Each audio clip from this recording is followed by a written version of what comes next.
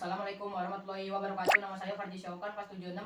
Saya akan mempresentasikan tentang asal-usul nenek moyang bangsa Indonesia, kehidupan masa praaksara, Hindu, Buddha, dan Islam, sejarah beberapa daerah dalam memperjuangkan NKRI, perilaku yang harus dikembangkan dalam memperjuangkan NKRI.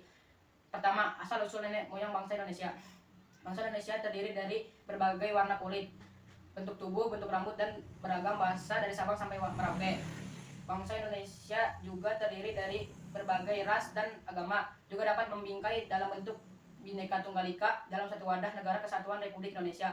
Mengenai ras Indonesia terdiri dari ras Mongoloid, ras Negroid, ras Melanesoid, ras Proto Melayu, dan ras Deutero Melayu. Terdapat ras asli yaitu orang Veda atau suku Vedoid yang sudah mendiami di wilayah Papua, Flores, dan daerah sekitarnya. Seperti pada peta di sini, ras Proto Melayu ditandai dengan garis merah, ras Deutero Melayu ditandai dengan garis hijau. Ras Proto Melayu datang ke Indonesia melalui dua jalur, yaitu jalur barat dan jalur timur. Jalur barat dimulai dari Cina Selatan menuju Selat Malaka, kemudian ke Sumatera, Kalimantan, ke Jawa, ke Bali, ke NTB, ke NTT, sampai ke Timor. Selanjutnya jalur timur. Jalur timur dimulai dari Cina Selatan menuju ke Filipina, singgah ke Sulawesi, ke Maluku, sampai ke Papua. Selanjutnya ras Deutero Melayu. Ras Deutero Melayu datang pada gelombang berikutnya yang sudah mengalami kehidupan lebih maju.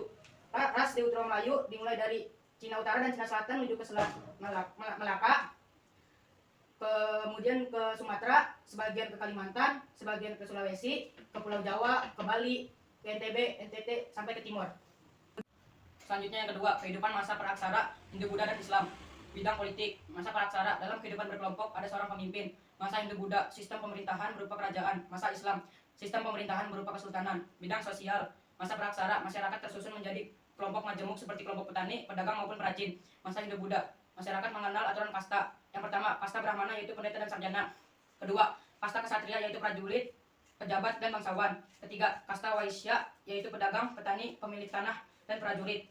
Keempat, kasta Sudra yaitu rakyat jelata dan pekerja pasar. Masa Islam, aturan kasta sudah mulai pudar dan mulai menggunakan kosakata bahasa Arab.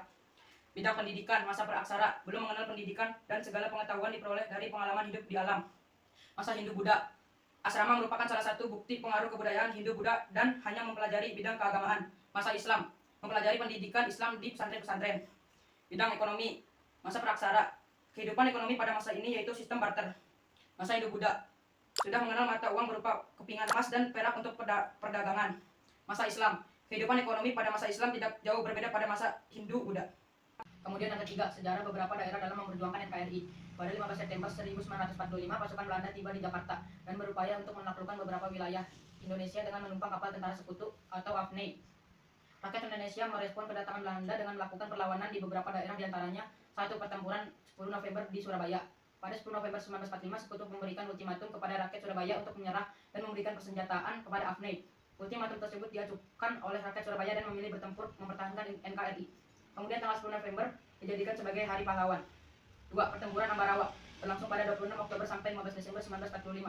Latar belakang pertempuran ini adalah keinginan sekutu untuk mengambil alih kota Ambarawa. Hal tersebut ditentang oleh Tentara Keamanan Rakyat dan melakukan perlawanan terhadap pasukan sekutu. Pada 15 Desember, Tentara Keamanan Rakyat berhasil memukul mundur pasukan sekutu hingga ke Semarang. 3. Pertempuran Medan Area berlangsung dari 10 Desember 1945 sampai 10 Desember 1946. Latar belakang terjadinya pertempuran ini adalah perampasan dan penginjakan lencana Merah Putih oleh pasukan sekutu. 4. Bandung Lautan Api berlangsung pada 24 Maret 1946. Latar belakang terjadinya peristiwa ini adalah ultimatum tentara sekutu yang memerintahkan pengosongan kota Bandung pada 24 November 1945. Tentara Keamanan Rakyat menolak ultimatum tersebut dan bersiap untuk melakukan perlawanan di kawasan Bandung Utara. A.H. Nasution sebagai pemimpin pasukan tentara merundingkan rencana opsi perlawanan dengan Sultan Syahrir selaku Perdana Menteri pada masa itu. Sebelum melakukan pengosongan kota, tentara dan rakyat Bandung melakukan pembakaran terhadap gedung-gedung penting agar tidak dapat digunakan oleh tentara sekutu. Peristiwa pembakaran tersebut dikenal dengan Bandung Lautan Api.